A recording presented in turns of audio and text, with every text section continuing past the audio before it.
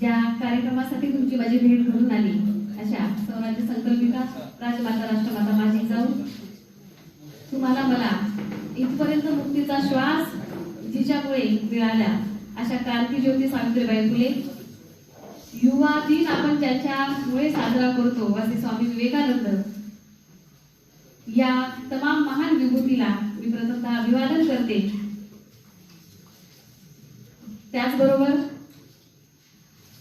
स्वच्छतेचा नारा घेऊन संबंध परिसर स्वच्छ करणारे गाडगे महाराज, संविधानाचे प्रणेते डॉक्टर बाबासाहेब आंबेडकर, महात्मा फुले या तमाम परिवर्तनाच्या वाटचालीत उभे असणारे तमाम परिवर्तनवादी महामानव या सर्वांना आपण प्रथमतः अभिवादन करूया। विचारपीठावर उपस्थित आजच्या कार्यक्रमाचे अध्यक्ष आदरणीय शेख सर, आदरणीय Yelne sir, doctor Bodhgire sir, doctor B S Jadhav sir, doctor P P Lonarkar sir, आदरणीय सरोदे मॅडम, या स्त्री अभ्यास केंद्राच्या संचालिका डॉक्टर शालिनी कदम, या माझ्या समोर असलेल्या माझ्या खूप लाडक्या विद्यार्थ्यांनो आणि यात माझे ज्याचा अभिमानाने उल्लेख करावा असे काही चेहरे आहेत ज्याचा उल्लेख केल्याशिवाय पुढे जाऊ शकणार नाही। आमची काय दौलत असते तर आमचे फक्त विद्यार्थी हीच आमची दौलत असते। तुम्ही जेवढे मोठे होणार ते आमचं बँक बॅलन्स असतं आणि असं या निमित्ताने भरपूर आमचं बँक बॅलन्स पक्क करणारे असे अनेक चेहरे माझ्या समोर आहेत। त्यातल्या काही लोकांचं नाव घेतल्याशिवाय मला त्याचा उल्लेख मला आवर्जून करणं गरजेचं आहे, कारण कधी कधी कसं असतं की आपल्या जवळ आपला माणूस असतो पण त्याची किंमत आपल्याला बाहेर गेल्यावर कळत असते। ज्यांचा अभिमानाने उल्लेख करावा अशी माझी विद्यार्थिनी शालिनी कदम आणि प्राथमिक शिक्षक ज्याचा उल्लेख करते तो माझा विद्यार्थी गजानन इंगोले। खरं तर एवढे दोन लोक समोर असताना मी काय बोलू हा प्रश्न मला पडतो, कारण तुम्हाला माहिती आहे मी कशावर बोलणार आहे, तुम्ही हो म्हणणार आणि मग तुम्हाला माहित असेल तर मी काय बोलू असंही मला वाटतं, पण ज्यासाठी मी इथं आले ते काही मला सांगल्याशिवाय पुढे जाता येणार नाही। असं म्हणतात की उसळत्या रक्तात मा ज्वालामुखीचा दाह दे, वादळाची दे गती पण भान ध्येयाचे असू दे, चेतलेला पोत आता विझून जावा ना कधी, निर्झराला सागराचा विसर व्हावा ना कधी, वैभवाचे दान देता वैष्णवाचे दान दे। हे दान देणारे आपल्याला आपल्या आजूबाजूला असणारे अनेक महामानव असतात, ज्या महामानवांमुळे तुम्ही आम्ही इथपर्यंत चालण्याची ताकद ठेवतो, बळ ठेवतो। हे बळ एका दिवसाचं आपल्यामध्ये येत नाही, लक्षात ठेवा। तुम्ही आम्ही आज इथपर्यंत आलो, इथपर्यंत येण्याचा प्रवास जर आपण थोडासा मागे जाऊन बघितला तर अत्यंत भयावह आणि अत्यंत जिद्दीचा, जिकिरीचा आणि संघर्षाचा होता। इथे विद्यार्थिनी बसल्यात मला आवर्जून एक गोष्ट सांगावीशी वाटते। जेव्हा क्रांतीज्योती सावित्रीबाई फुलेंनी आणि महात्मा फुल्यांनी ठरवलं की आपण मुलींना शिक्षण देऊया, मुलांना शिक्षण देऊया, आणि त्यांना असं वाटायचं की विद्येविना मती गेली, मतीविना नीती गेली, नीतीविना वित्त गेले, वित्ताविना शूद्र खचले, आणि एवढे आलं तेव्हा आम्ही देणी केले असे सांगणारे महात्मा फुले आणि सावित्रीबाई फुले यांना असं वाटायचं की या सगळ्या दुःखाचा विनाश जर काय करू शकत असेल, ती ताकद जर कशात असेल तर ती फक्त आणि फक्त शिक्षणात असेल। आणि मग शिक्षण द्यायचं तर कसं द्यायचं, कसं द्यायचं, कोणत्या परिस्थितीत द्यायचं, तुम्हाला फार वेगळं सांगायची गरज नाही। हे सामाजिक शास्त्र संकुल आहे, या संकुलात तुम्हाला सगळे समाजाचे धडे दिले जातात आणि तुम्हाला हे माहिती आहे। असं मी ग्रेड धरून थोडंसं पुढे जाते। तुम्हाला माहिती आहे तो काळ किती भयावह होता, अनेक वाईट प्रथा परंपरेने तुम्ही आम्ही सगळे बंदिस्त झालो होतो। तुमच्या आयांना सुद्धा ही झळ नाही पोहोचली, पण तुम्ही जर तुमच्या आज्या घरात असतील तर तुम्ही त्या आज्यांना नक्की विचारा की त्यांचा काळ किती भयंकर होता। म्हणजे आमच्या घरामधल्या बाईच्या डोक्यापासून पायाचं नख दिसलं नाही ते घर आमचं खूप घरांदार घर आम्ही म्हणायचो, आणि या घरांदारच्या घराण्यामध्ये अशा अनेक स्त्रिया होत्या की ज्यांचा श्वासही बाहेर पडायला परवानगी घ्यावी लागायची। अशा परिस्थितीमध्ये प्रचंड भयावह प्रथा परंपरांचं स्तोम वाजलं होतं, बालविवाह होते, विधवा पुनर्विवाह नव्हता, सती प्रथा होती। अशा सगळ्या परिस्थितीमध्ये जेव्हा एक स्त्री आणि एक पुरुष नवरा बायको ठरवतात की आपण मुलींना शिक्षण देऊया आणि ठरवून मार्गक्रमण करतात, तेव्हा मुलींना शिक्षण दिलं जाऊ नये यासाठी कार्यरत असणारी एक व्यवस्था आपल्याकडे सातत्याने आहे। ही आजची गोष्ट नाहीये, ही अनेक शतकानुशतकाची गोष्ट आहे की मुली शिकल्या तर बोलायला लागतील आणि प्रश्न विचारायला लागतील। आम्हाला प्रश्न विचारणारी बाई नाही चालणार, मुलगी नाही चालणार। आपण बघा ना, मुलगी बघायला जायची, खूप वाईट वाटतं मला या गोष्टीचं। मुलगी दाखवलं, ती काय बाजारातली भाजी आहे का दाखवायला, पण आम्ही त्याच उद्यानात बघतो आणि मग या पद्धतीने विचार करायला लागायचो। आणि अशा सगळ्या परिस्थितीमध्ये या दोन महामानवांनी विचार केला आणि मुलींना शिक्षण देण्याचा विचार केला आणि मग म्हटलं जायचं की मुलींना शिकवायचं नाही, मुलगी शिकवली तर काय होईल, ज्या घरची मुलगी शिकेल तिच्या बापाच्या ताटामध्ये तिच्या त्या अन्नाच्या आळ्या होतील.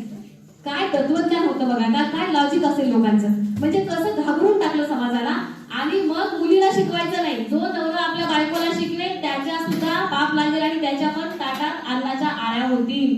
आणि अनेक लोक मुलीला शिकवायला धजत नव्हते. जे काही 4 लोक तयार झाले त्या 4 लोकांना ही लोक जाऊन सांगू लागले, बघा बरं का, मुलगी जर शाळेत टाकली तर आम्ही तुमच्या घराला वाळीत टाकू. हे वाळीत टाकणं तुम्हाला आज माहिती नाही, तुम्ही अनेक भयंकर चटके सोसलेले नाहीये. तुम्ही खूप चांगल्या काळात जन्माला आलात, तुम्ही कसली किंमत मोजलेली नाही या गोष्टींसाठी. पण एक पिढी अशी होती की ज्या पिढीने तुमच्या आधीच्या पिढीने हे सोसले, अनेक पिढ्यांनी हे सोसले. आणि मग ज्या घरचे वडील मुलीला शिकायला तयार झाले त्या मुलींना शाळेत कसं पाठवायचं हा एक फार मोठा प्रश्न होता. मग मुलींना शाळेत कसं पाठवायचं. मग त्या काळात फुल्यांनी अत्यंत सूक्ष्मपणे याचा विचार केला आणि परिसरातले काही पैलवान हेरले आणि त्या पैलवानांना त्यांनी काउन्सिलिंग केलं आणि सांगितलं की तुम्ही एक काम करायचं की फक्त या 4-5 मुली शाळेत येऊ इच्छितात त्यांच्याकडे तरटाचं पोतं दिलं आणि हे तरटाचं पोतं घेऊन त्या पैलवानाने त्या घरी जायचं. ज्या घरची मुलगी शाळेत यायची इच्छुक आहे त्या मुलीला तरटाच्या पोत्यामध्ये बसवायचं आणि ती मुलगी आणून शाळेत सोडायची आणि पुन्हा शाळा संपली की पुन्हा मुलीला तरटाच्या पोत्यात बसवायचं आणि पुन्हा तिला घरी नेऊन सोडायचं. इतका भयावह शिक्षणाचा प्रवास आपला आहे. म्हणून लक्षात ठेवा की तुम्हाला सहज शिक्षण मिळतंय म्हणून त्याची किंमत तुम्ही केली पाहिजे. ही अत्यंत महत्वाची गोष्ट आहे. लक्षात ठेवा आपण इथपर्यंत आलो त्याच्या पाठीमागे अनेक महामानवांचं कार्य आहे. अनेक महामानवांनी याच्यासाठी आपलं आयुष्य वेचलंय आणि हे आयुष्य वेचत असताना प्रचंड संघर्ष त्यांनी केलेला आहे. आणि यातली एक गोष्ट म्हणजे ही सावित्रीबाईंची. त्याच्या थोडंसं अगोदर आपण जाऊया माझ्या जिजाऊंकडे. दोघींच्याही व्यक्तिमत्वामध्ये मला खूप काही साम्य स्थळ दिसतात. मी तुम्हाला तुम्ही पीजीचे विद्यार्थी आहात, मी तुम्हाला बाळगोट सांगणार नाही, पण आपण हे समजून घेऊया की 200-250 वर्षाचा काळ या दोघीही महानायिकांच्या मध्ये येतो आणि या दोघीही महानायिका बघा तुम्ही की किती सारखेपणा यांच्यामध्ये दिसतो. म्हणजे राष्ट्रमाता जिजाऊ ज्या घरात जन्माला आल्या ते घर पण खूप संपन्न घर होतं, लघुजी यादवांचं घर, ज्याला आपण थेट 12व्या शतकामध्ये घेऊन जाऊ. महाराष्ट्रावरती देवगिरीच्या यादवांचं राज्य होतं आणि या देवगिरीच्या यादवाची वंशवळ हळूहळू समोर येते आणि ती जिजाऊंच्या पित्यापर्यंत किंवा त्यांच्या घराण्यापर्यंत. आणि मग जिजाऊ सुद्धा अत्यंत संपन्न घराण्यातली मुलगी आहे. ज्यांच्याशी तिचं लग्न झालं जिजाऊंचं ते घरही खूप संपन्न आहे. आणि या घरामधला नवरा नावाचा जो कोणता महापुरुष होता ज्याला आपण छत्रपती शहाजी राजे म्हणतो, त्यांनाही स्वराज्य संकल्पक असं म्हणतो. आणि यांनी सुद्धा आपल्या पत्नीला तयार करून समाजाच्या कामासाठी पुढे आणलं. आमच्या इतिहासाचं विकृतीकरण करणारी एक खूप मोठी व्यवस्था समाजामध्ये आजही कार्यरत आहे. लक्षात ठेवा, हे तुम्हाला सगळं माहितीये, मी वेगळं सांगायची गरज नाही. तुम्ही खूप शहाणे आहात, अकलमंद इशारा काफी होत आहे असं म्हणतात. तुम्हाला वेगळं सांगायची गरज नाहीये. तुम्ही आजही बघा, आजही हल्ले होत आहेत, आजही अनेक गोष्टी दाबल्या जातात. बोलणाऱ्याचा दाभोळकर करू अशी म्हणणारी सुद्धा व्यवस्था आपल्याकडे आज आहे. पण या सगळ्या परिस्थितीचा विचार करत असताना तुम्ही लक्षात घ्या, जिजाऊंच्या संदर्भाने, शहाजीराजांच्या संदर्भाने खूप काही गोष्टी समाजामध्ये पसरवल्या गेल्या. या दोघांचं जमत नव्हतं म्हणून जिजाऊ वेगळं राहायला आल्या वगैरे वगैरे, अत्यंत वाईट आणि अत्यंत दर्जा नसलेल्या गोष्टी आहेत. आणि मग छत्रपती शहाजी राजांनी विचार केला की आपण किती वर्ष ही सेनापती करायचं, किती वर्ष आपण लोकांची उदरगती करायची. आणि त्यांनी जिजाऊंना तयार केलं आणि जिजाऊंना इकडे पाठवलं. आणि इकडे महात्मा फुलेंच्या संदर्भाने सुद्धा आपण विचार करूया. आपल्याकडे खूप वाईट गोष्ट आहे, माझं घर मात्र सुरक्षित राहिलं पाहिजे. शिवाजी व्हावा शेजाऱ्याच्या घरात, जिजाऊ व्हावी शेजाऱ्याच्या घरात, त्याची ठिणगी माझ्याकडे नाही आली पाहिजे. ही ठिणगी लोकांच्या घरी काही करू, ही मानसिकता तुम्हाला मला अत्यंत खोल खाईच्या गर्तेमध्ये लोटायला लागली. आणि इकडे सुद्धा तुम्ही बघा, महात्मा फुल्यांना जेव्हा लक्षात आलं की आपण मुलींसाठी शिक्षण देऊया, तर शाळेत शिकवायला कुठे शिक्षिका होती. त्यांनी आपल्या पत्नीला आणि आपल्या आईला शिकवलं, आपल्या मावशीला शिकवलं, सगुणाबाई असं नाव त्यांचं. आणि देशाच्या इतिहासातली पहिली गोष्ट आहे, सासू आणि सून एका शाळेत जाऊन शिकल्या आणि सासू आणि सून समांतरपणे नोकरी करायला लागल्या. आणि हे आम्ही समजून घेतलं पाहिजे. आमच्याकडे कलहाची उदाहरणं हजारो आहेत. संध्याकाळी 7च्या नंतर टीव्ही लावा, बघा तुम्ही सासू आणि सुनांचा झगडा कसा लावलेला असतो.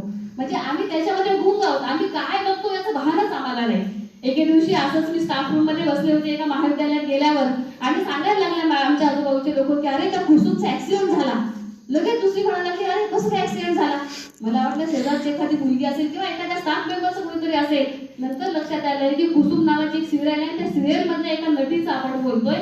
म्हणजे कल्पना करा की ज्या हेतूने तुम्हाला मला शिक्षण दिलं, शिक्षण देण्यासाठी ज्या महामानवांनी आपलं आयुष्य, घर, दार, नवरा, संपत्ती सगळं सोडून दिलं. जेव्हा महात्मा फुल्यांवरती टीका व्हायला लागली आणि फुल्यांच्या वडिलांवरती जेव्हा समाज दबाव टाकायला लागला, तेव्हा फुल्यांना आणि सावित्रीबाई फुलेंना घर सोडून मित्राच्या गोठ्यात जाऊन संसार थाटावा लागला. अशी परिस्थिती आज आमच्यावर आहे का हो? त्यांचा मित्र एका गोठ्यामध्ये नवरा बायकोला ठेवलं, त्यांनी राहू दिलं आणि त्यांनी तिथून सामाजिक काम केलं. आज मात्र मी विरोधाने म्हणत असते, बाल्या बाल्याची माय बाली आणि 10 मैदाची खोली, एवढंच आमचं आयुष्य आहे. याच्या पुढे आम्ही बघतच नाही. आणि जिजाऊंकडे जेव्हा आपण जातो तेव्हा बघा की छत्रपती शहाजी राजे, ज्या स्वराज्य संकल्पक शहाजी राजांनी जिजाऊंना इकडे पाठवल्यावर जिजाऊंनी स्वतःचा किंवा शहाजी राजांनी स्वतःचा शिक्का किंवा शिवबाची आई म्हणून स्वतःचा शिक्का त्यांनी तयार केला आणि राज्यकारभार बघायला लागल्या. या दोन्हीही महानायिका ज्यांनी तमाम महाराष्ट्राला एक आकार दिला, संस्कार दिला, महाराष्ट्राला जगण्याचा एक आशावाद दिला. या दोघींची परिस्थिती अत्यंत परखड होती. दोघींनीही सगळा मोह बाजूला सारला, अनेक गोष्टीमध्ये मिळवण्याचे मोह बाजूला सारले आणि समाजासाठी काम करायला लागल्या. प्रचंड मोठी किंमत या दोघींनीही चुकवली. आपला मुलगा मोठा करत असताना जिजाऊंनी सुद्धा कधी चाकोरीबद्दल मुलाला नाही शिकवलं.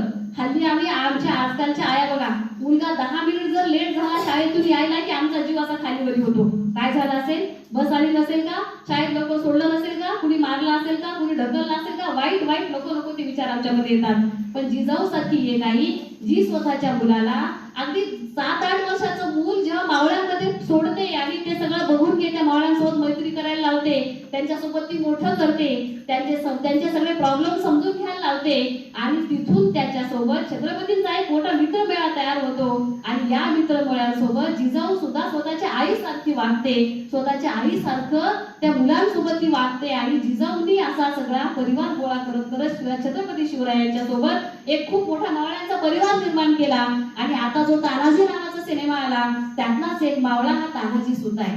आपण विचार करायला हवा की हे सगळं एक स्त्री कसं काय करू शकली.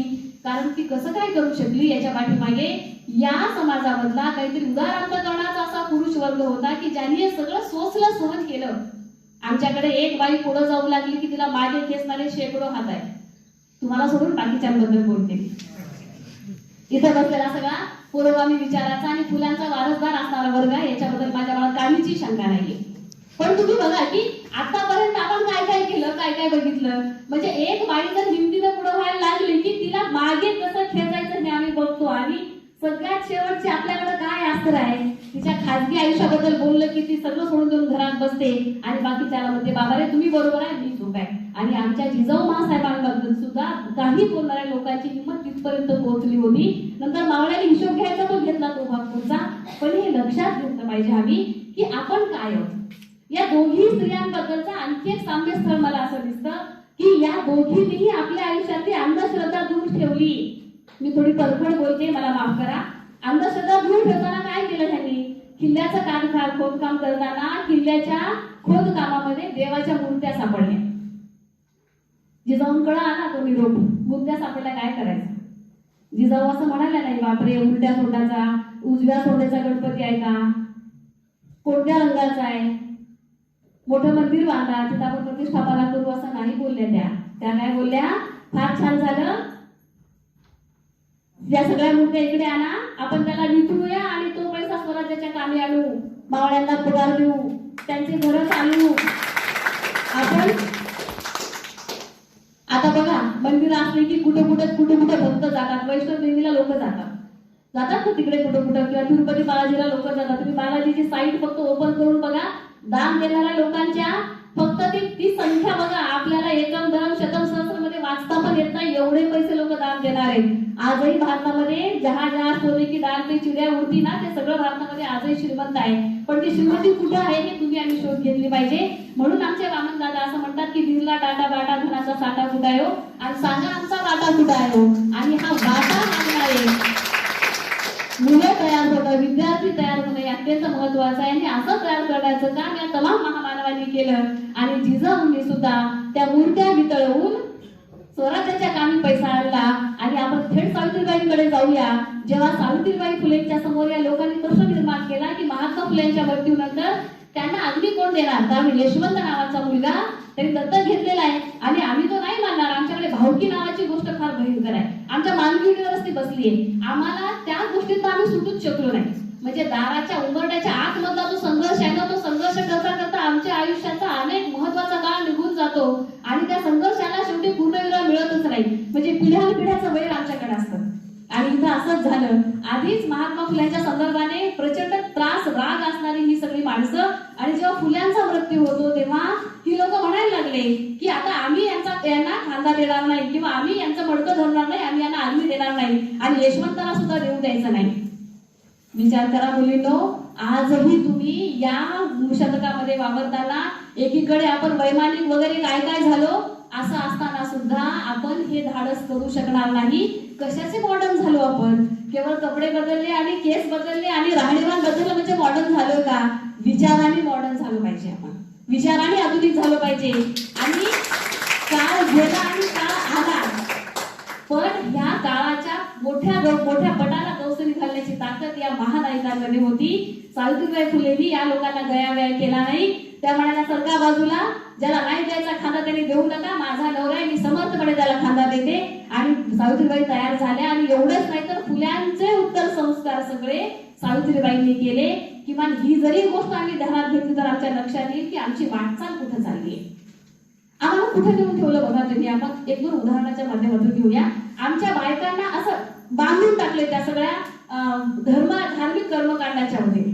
म्हणजे मी मागच्या 2 वर्षापूर्वी शालिनी मॅडम इथं आहेत, सामाजिक शास्त्राचा विषय हा आहे, मी याच्यामध्ये फार अधिकारानं बोलणं बरं नाही, पण मोठ्या कंपन्यांमध्ये काम करणाऱ्या इंजिनियर मुलींचा काही मुलाखती घेतल्या, माझ्याकडे तो डेटा अवेलेबल आहे. आणि मुलींना विचारलं की तुम्हाला सावित्री माहिती आहे का? होय. मग कोणती सावित्री माहिती आहे? सत्यवानाची सावित्री की फुलांची सावित्री? आणि धक्कादायक निष्कर्ष असा आहे की आम्ही लाखोंचे पॅकेज गमवतो, लाखोंच्या पॅकेजच्या बळावरती आम्ही अनेक गोष्टी करायला लागलो, पण त्याच्यामधल्या 47% मुलींनी सत्यवानाच्या सावित्रीला ठीक केलं आणि फुल्यांच्या सावित्रीला ठीक नाही केलं. बाबासाहेब असं म्हणाले की जो इतिहास विसरतो तो इतिहास घडू शकणार नाही. आणि आम्ही चक्क इतिहास घडवायला लागलो आणि आम्ही सत्यवानाची सावित्री लक्षात ठेवली, पण आम्हाला फुल्यांची सावित्री लक्षात नाही. आम्ही काय शिक्षण घेतो, आम्हाला काय माहिती आहे? आणि हे सगळं करत असताना आपण थोडंसं सावित्रीबाईकडे वळूया. काय प्रचंड जिद्द होती त्या बाईच्या. म्हणजे विचार करा, वेश्यागृहामध्ये राहणाऱ्या स्त्रियांच्या किंवा ज्या स्त्रियांवरती अत्याचार होतो अशा स्त्रियांना जन्माला आलेलं मूल त्यांनी स्वतः वाढवलं, स्वतः दत्तक घेतलं. एवढंच नाही तर समाजासमोर एक बोर्ड लावून टाकला, त्याची जाहिरात केली. मधल्या काळामध्ये पॅडमॅन नावाचा सिनेमा आला आणि त्या सिनेमावर बोलणारे स्वतःला हुशार समजणारे लोक सुद्धा कानामध्ये कुजबुज करत होते. आणि सावित्रीबाईंनी त्या काळामध्ये जाहिरात केली की ज्या कुणाला असं बाळ होतं त्यांनी कृपया त्या बाळाला संपवू नये किंवा स्वतःचा जीव धोक्यात घालू नये. ते बाळ आमच्याकडे आणून द्या, आम्ही त्याचा सांभाळ करू, तुमचं नाव कुठं सांगणार नाही. आणि जी बाई अशी असेल, अवघडलेली असेल, तिने माझ्याकडे यायचं, मी तिचं अत्यंत गुप्तपणे बाळंतपण करेल. हे धाडस दाखवणारी सावित्रीबाई फुले होती, म्हणून तिला आपण क्रांती ज्योती असं म्हणतो, उगाच नाही म्हणतो. या सगळ्या परिस्थितीचा जेव्हा आपण विचार करतो ना, तेव्हा आपण विचार करूया की खरंच आपण काय जगतो, आम्ही काय जगत असतो. आता हळदी कुंकू आणि संक्रांतीचे सण येत आहेत. हळदी कुंकू का निर्माण झालं याच्या पाठीमागचा पण खूप मोठा इतिहास आहे. तुमच्या सगळ्यांना ते कारल्याचं दिल अवघं सुंदर नावाचं गाणं सगळ्यांना माहिती असेल, ते सगळीकडे परिचित आहे. ते का निर्माण झालं कारल्याचं दिल अवघं सुंदर? तुम्हाला काहीच माहिती नाही. आज आपण समतेच्या युगामध्ये आणि खूप समानतेचं काम करण्याच्या युगामध्ये तयार आहोत. म्हणजे बायकोनी भांडे घासले तर नवऱ्याने पुसली पाहिजे आणि अफकोर्स पुसली पाहिजे, याच्याबद्दल माझ्या मनात काहीच शंका नाही.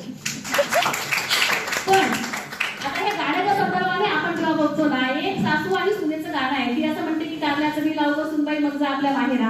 आणि मग ती म्हणते कारल्याचं बी लावगं सासूबाई आता तरी मला धाडाना. आणि मग कारल्याचं बी लागतं, कारल्याला कारलं लागतं, कारल्याला फळ लागतं आणि कारल्याची भाजी करतो सुनबाई मग जा आपल्या माहेरा. आणि मग ती म्हणते कारल्याची भाजी केली हो सासूबाई आता तरी मला धाडाना. मग सासूचा लगेच टेमावर येतो आणि ती म्हणते की मला काय पुसतीस बरीच दिसतीस, पुस आपल्या नवऱ्याला नाही, पुस आपल्या सासऱ्याला. मग सासऱ्याकडे जाते, छोटीशी मुलगी बालविवाह झालेला आहे आणि मग सासऱ्याकडे जायला गेल्यावर म्हणते की आता तरी मला धाडाला. मग सासरा म्हणतो की मला काय पुसतीस बरीच दिसतीस, तूच आपल्या नंदेला. हे नंदन नावाचं प्रकरण तर लय भारी आहे आपल्या मराठी. तुम्ही सगळ्या त्याच्यातल्या नाहीये, आम्ही पण नाहीये, पण खूप भारी आहे. आता ही नंदन म्हणते मग मला काय पुसतीस बरीच दिसतीस, तूच आपल्या नवऱ्याला. आणि मग सगळ्या प्रश्नाची उत्तर बिचाऱ्या नवऱ्याकडे असतात. नवरा म्हणतो आणखी घालवेली मग जा आपल्या माहेरा. हा काळ ज्या काळामध्ये बालविवाह व्हायचे, म्हणजे तुमच्या आजीबाई सांगत असतील की पोटाला कुंकू लावून लग्न व्हायची, सांगत असतील ना. म्हणजे तो काळ होता. आणि तेव्हाच्या सुना आणि तेव्हाच्या सासा पण किती सुंदर असतील बघा, की आपल्या सुनेला ही सासू आपल्या मुलीसारखं कडी खाली घेऊन मोठं करायची. नाहीतर 4 दिवस सासूशे नावाचं सिरियल मधल्या काही आलं आणि तमाम सासा सुना स्वतःला दुश्मन म्हणायला लागले आणि आतमध्ये शीतयुद्ध चालू झालं होतं. तो काळ तसा नव्हता. आम्हाला इतिहास आणि जे काही सांगितलं ना ते प्रचंड विकृत करून सांगितलेलं आहे. त्याचे संशोधन आता झालेलं आहे. मी तुम्हाला कसल्याही प्रकारची दंतकथा सांगत नाही, कारण इथं जाणकार लोक तुम्ही सगळे बसलात, मला याची जाणीव आहे. आणि मग त्या काळी ज्या बालविवाह झालेल्या मुली होत्या त्या मुलींना सासरी आल्यावर सारखं त्यांना वाटायचं की अरे आपण आपल्या घरी जावं, माहेरी जावं, मैत्रिणींना भेटावं. आणि यासाठी आपल्या छोट्या सुनेला विरंगुळा व्हावा म्हणून हळदी कुंकू नावाची गोष्ट आली. आणि हळदी कुंकाच्या माध्यमातून आम्ही भेटायला लागलो, आम्ही बसायला लागलो, आम्ही एकमेकांमध्ये मिक्स व्हायला लागलो आणि त्या मुलीला तेवढंच बरं वाटायचं. पण आज काय झालं त्याचं स्वरूप? आज आम्ही श्रीमंतीचं, आज आम्ही वेगवेगळ्या प्रकारचं प्रदर्शन करायला लागलो. या सगळ्या परिस्थितीचा जेव्हा आपण विचार करू तेव्हा मला तुम्ही सांगा, जिजाऊ सारखी एक स्त्री जिला खूप मोठं हळदी कुंकू करता आलं असतं ना, सावित्रीबाई फुलांसारखी एक स्त्री जिचे सासरे खूप मोठे उद्योजक होते, पण त्यांनी हे नाही केलं. कारण का तर त्यांना तुम्हाला मला सुंदर भविष्य द्यायचं होतं. त्या जबाबदार समजायच्या स्वतःला की मी या देशाची जबाबदार नागरिक आहे आणि मला पुढच्या पिढ्यांना काहीतरी देणं लागते. हे देणं आज मी विसरत चाललीये. आणि आमच्या तमाम स्त्री वर्गाला, आमच्या तमाम माणसाला, सगळ्या माणूस वर्गाला, सगळ्या बहुजनांना विशिष्ट प्रकारच्या कर्मकांडामध्ये गुंतवून ठेवण्याचं काम ही सातत्याने ही व्यवस्था करते. तुम्ही साधं उदाहरण घ्या. तुमच्या गल्लीमध्ये तुम्ही व्याख्यान ठेवा, कोणीच येणार नाही. तुम्ही इथं आलात त्याबद्दल तुमच्या सगळ्यांचे धन्यवाद आधीच, कारण खाली ऐकायला कोणीच येत नाही. तुम्ही भागवत लावा बरं गावामध्ये, तुमच्या गर्दी मागत नाही. का बरं भागवत ऐकायला लोक येतात बरं? आम्ही रामायण महाभारतातल्या गोष्टी सांगतो. बरं रामायण महाभारतातल्या गोष्टी सांगतो, तर रामायण महाभारतातल्या गोष्टीची चिकित्सा करायची परमिशन आम्हाला नाहीये. चिकित्सा करायची नाही अजिबात. चिकित्सा केलं तर काय, काहीतरी 4 आठवडे शिकला आणि फार स्वतःला शाळा समजायला लागला, त्याला काय मिळतं? अध्यात्म, असं लोक बोलतात. पण तुमच्यासारखी काही जण चिकित्सा करणारी तयार झाली आणि चिकित्सा करणारी तयार झाल्यावर व्यवस्थेला प्रश्न विचारायला लागली. रामायणातला एक गोळ आमच्या गजूला माहिती आहे. आमचा एकदम सुंदर पद्धतीने गजू बोलायला लागला की लाखो माणसं शांतपणे बसून ऐकतात. का बोलतो तसा? कारण त्यांनी वाचलंय, त्यांनी अभ्यास केलाय. रामायणामधला एक खूप सुंदर किस्सा आहे. ते प्रभू श्री रामचंद्राचा विवाह होताना, तुम्हाला माहित आहे का नाही? रामायण बघितलं का नाही? नका बघू, जाऊ दे, मी तुम्हाला सांगते. त्या रामचंद्राचा विवाह होता आणि तुम्हाला माहिती आहे तो पण कसा होता? तो धनुष्यबाण जो सोडेल त्याला सीता, त्याच्याशी सीता विवाह करेल. म्हणजे बघा, त्या काळी मुलीला विवाहाचं स्वातंत्र्य होतं. मुलगी विवाह आपल्या मनाने करायची आणि ती वडिलांना सांगायची की मला या मुलाशी लग्न करायचंय. आज आपण त्या सगळ्या गोष्टीपासून लांब चाललोय, कारण आता तुमच्या माझ्यावरती हे मनुवादी किंवा ही संस्कृती आपल्यावरती पगडात टाकायची. आम्ही स्वातंत्र्याचं किंवा आमच्या जगण्याचं सगळं एकूण सत्व आम्ही लोकांच्या हातात बहाल केलं. आणि पुन्हा आपण त्या गोष्टीकडे येऊया. सीता खूप लहान होती तेव्हा सीतेला एकदा परशुराम सीतेच्या वडिलाला भेटायला आले. सीतेचा जन्म तुम्हाला माहिती आहे. सीता वडिलाला नांगरताना पेटीमध्ये सापडली आणि वडिलांनी त्याचा सांभाळ केला. म्हणजे तेव्हाही स्त्री भ्रूण हत्या होत असावी कदाचित, कारण आपण विज्ञान बघणारी लोक आहेत, विज्ञानाने जगणारी लोक आहेत. असं कधी जमिनीमध्ये एखादं बाळ सापडत नाही, हे तुम्हाला मला माहिती आहे. आणि मग ही सीता मोठी झाली आणि ही सीता आपल्या बागेमध्ये खेळताना परशुराम तिकडनं आले. परशुराम नावाचा महान तपस्वी महाराज तुम्हाला माहिती असेल, त्यांच्याबद्दल मी फार बोलत नाही. आणि मग ही सीता खेळत असताना परशुराम तिकडे आले. परशुरामाने पाहिलं, अरे राजाची मुलगी खूप छान खेळते, आपण नाही का पाहुण्याकडे गेल्यावर चॉकलेट वगैरे देतो लेकरांना खायला. आणि तसं परशुरामाकडे काहीच नव्हतं. मग परशुराम काय म्हणाले, हे घे सीते, तू खूप छान आहेस, तू खूप मोठी होणार आहेस, तुझ्या नावाने इतिहास रचला जाणार आहे, आता तू ह्या धनुष्याने खेळ. म्हणजे 8वीत असणारी 7वीत असणारी सीता त्या धनुष्याने खेळत होती. जे धनुष्य सीतेला परशुरामाने दिलं होतं ते धनुष्य सीतेच्या स्वयंवरामध्ये मांडलं. आणि ते धनुष्य उचलताना आमच्या महापराक्रमी, महत अभ्यासू, बुद्धिमान असणाऱ्या रावणाला कशा पद्धतीनं मान खाली घालून उठावं लागलं. रावण नावाचा माणूस जो प्रचंड महाप्रतापी होता, तुमचा माझा पूर्वज होता, त्याला आम्ही विसरून गेलो आणि त्याचं दहन आम्ही आमच्या समोर करतो. अशा रावणाची फजिती झाली आणि लोक हसायला लागले. आणि ते मात्र धनुष्य आपल्या म्हणजे कुठल्याही सिनेमातल्या हिरोचे सिक्स पॅक काहीच काम करत नाही. इतक्या सुंदर पद्धतीने प्रभू श्रीराम आले आणि त्यांनी ते धनुष्य उचललं आणि काढकन बोलला आणि शेतीशी त्यांचा विवाह झाला. एक प्रश्न मला पडतो, तुम्हाला पडू द्या, तुम्ही याचे प्रश्न मुळाशी जा. मला असं वाटतं की जे धनुष्य सीता 7वी 8वीला असताना उचलायची, ते धनुष्य ते स्वयंवरामध्ये ठेवलं. त्या धनुष्याला रावण उचलू शकला नाही, पण सीतेला रावणाने कसं उचललं असेल हो? कसं उचललं असेल? म्हणजे आम्ही लॉजिक लावतो का नाही कुठं? म्हणजे डोक्याचा सगळा काय होतो, खिचडी होते, ठेचा होतो, काय होतो, म्हणजे काय कशाचं काही कळतच नाही. म्हणजे सीतेला उचललं त्यांनी चक्कर, बरं उचललं, रावण वाईट, त्याचं दहन केलं पाहिजे. आम्ही मुलगी उचलणाऱ्याचं कधी समर्थन करणार नाही. 2-4 वर्षापूर्वी आमचे आमदार साहेब म्हणाले होते की तुम्हाला आवडलेली मुलगी असेल ना तर खुशाल मला सांगा, पुढचं मी बोलत नाही. आणि आता मला तुम्ही सांगा, मग पुढे रावण महाशयाने काय केलं? सीतेला येऊन कुठे ठेवलं? अशोकवनामध्ये. ते अशोकवन कोणतं होतं माहिती तुम्हाला? रावणाच्या सगळ्या सोन्याच्या लंकेमध्ये ते अशोकवन सगळ्यात सुंदर होतं. म्हणजे दिल्लीतला नोएडा जसं आहे ना त्याच्यापेक्षा सुंदर. आणि रावणाने सीतेवरती सातत्यानं कन्व्हिन्स केलं. रावणाला सीता आवडली आणि रावण सीतेला कन्व्हिन्स करत होते सातत्याने. रावणाने सीतेवरती बळजबरी नाही केली, सीतेवरती ते काही करू शकले असते. तरीही आम्ही अशा रावणाचा छळ करतो, अशा रावणाचं दहन केलं जातं आणि ह्या रावणाला आम्ही बदनाम करून टाकले. याच पद्धतीनं तुमच्या माझ्या मेंदूचा अक्षरशः आमचा मेंदू प्रश्नच विचारून दिला नाही. अहो साधं उदाहरण तुम्हाला मी सांगते, तुम्ही आम्ही सत्यनारायणाची पूजा घालता की नाही घरी? त्या सत्यनारायणाच्या पूजेमध्ये काय आहे? एक साधुवाणी नावाचा वाणी आहे, त्याला मूल होत नाही खूप वर्ष, आणि मग तो एके दिवशी सत्यनारायणाच्या पूजेकडे कुठेतरी सत्यनारायण होत असतं, तिथे जातो चुकून आराधनालय कोइन्सिडन्स तुमच्या भाषेत सांगायचं तर सत्यनारायणाची पूजा होते आणि तिथे जाऊन तो नमस्कार करतो, देवाला पूजा करतो आणि ती आणि त्याची बायको असतात. मग साधुवाणी आल्यामुळे साहजिकच घरचे लोक म्हणतात की तुम्ही थांबा बसा, आम्ही तुम्हाला जेवू घालतो. आणि जेवत असताना नवरा बायकोच्या मनामध्ये प्रश्न येतात की अरे आपल्याला मूल नाही, आपण सत्यनारायणाच्या पाया पडूया, आम्हाला मूल झालं तर झालं. आणि काहीतरी घडतं, सत्यनारायणाच्या पाया पडतात आणि तिथं ओळ आहे, आम्ही अज्ञानाचे आगर तूच दयेचा सागर झाले, अपराध क्षमा कर, दीनवत्सला दीनबंधू. तुम्ही पोथी काढून बघा, अजिबात खोटं बोलत नाही. आणि मग तिथे ती पोथी, मग ते पूजा संपते आणि काही दिवसांतर त्याला मूल होतं. ही मूल चंद्रकला नावाची मुलगी होते आणि ही मुलगी मोठी व्हायला लागली. त्या साधुवाण्याला चिंता वाटते आणि तो परदेशी जातो, द्रव्य साठवून आणतो मुलीच्या लग्नासाठी आणि येताना एक मुलगा घेऊन येतो. आणि अनेक वर्ष होता तिथं मुलगी आणि त्याची बायको चिंतेमध्ये असते. एके दिवशी असाच कोइन्सिडन्स असतो, सत्यनारायणाची पूजा एका घरात होते आणि हे मी तिथं जातात भिक्षा मागायला.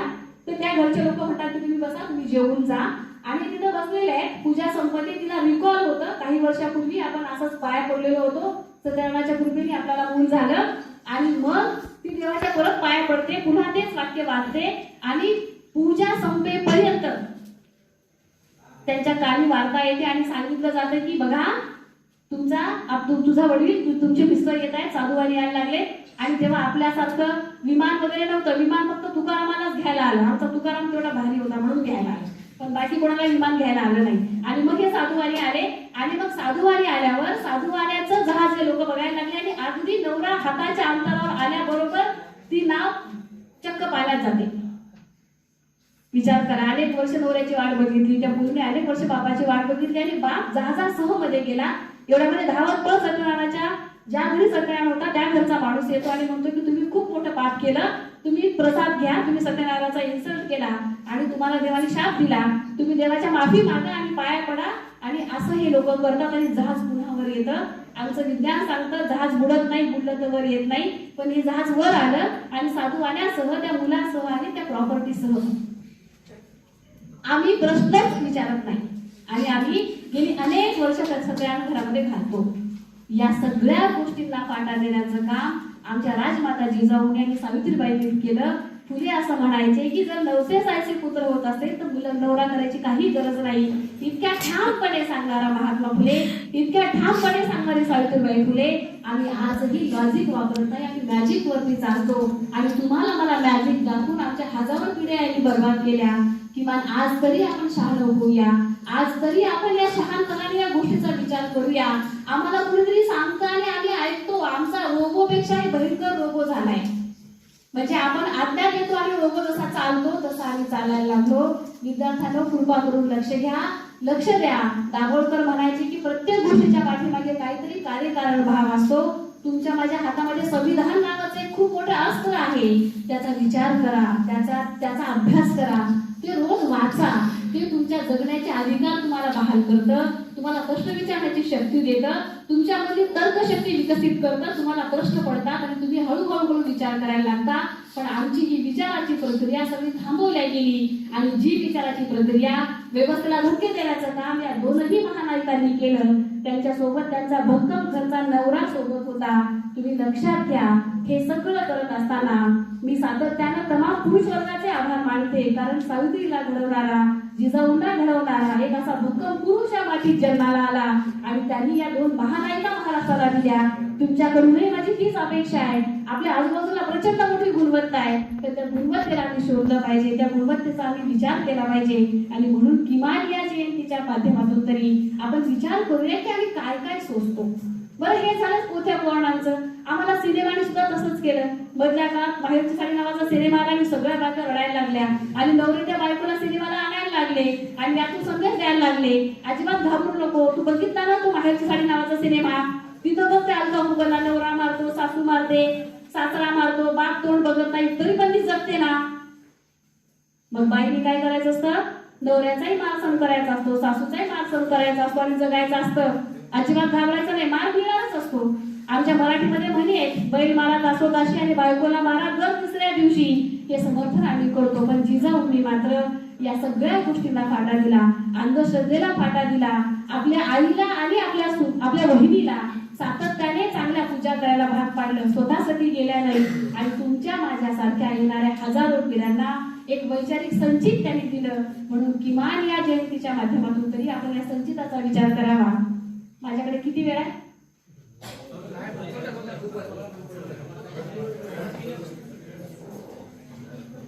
महात्मा फुले असं म्हणायचे की शेतकऱ्याचा मुलगा ज्या दिवशी डॉक्टर, इंजिनियर, कृषी अधिकारी होईल त्या दिवशी शेतकऱ्याचं दुःख संपेल. आम्ही डॉक्टर झालो, इंजिनियर झालो, पण आमचं दुःख संपलेलं नाही. जाता जाता फक्त दोन गोष्टी सांगते आणि थांबते. एक खूप सुंदर कथा आहे तुमच्या माझ्या शेजारच्या आजूबाजूच्या परिसरातली. फुल्यांचंही विधान आम्ही कुठं नेऊन टाकतोय आणि कुठं चाललोय आम्ही हे समजून घेऊया. एक सुंदर दाम्पत्य असतं, नवरा बायको असतात, दोघे मजुरी करतात आणि मजुरी करत असताना दोघे जण ठरवतात की अरे आपली मुलं सुद्धा लोकांच्या सारखी, मोठ्या धनिकांच्या सारखी इंग्रजी माध्यमाच्या शाळेत गेली पाहिजे आणि इंग्रजी माध्यमाच्या शाळेत जाऊन ते पण मोठे ऑफिसर झाले पाहिजे. आणि हे दोघे नवरा बायको ठरवतात, पण दोघांच्या मजुरीमध्ये एवढा पैसा येणं शक्य नसतं. मग काय करायचं? दोघे खूप विचार करतात आणि ठरवतात की आपण काय करूया, आपण असं करूया की दोघांच्या पैकी एकाची मजुरी रोज खर्च करायची आणि एकाची मजुरी मागे टाकायची आणि एकाची मजुरी मागे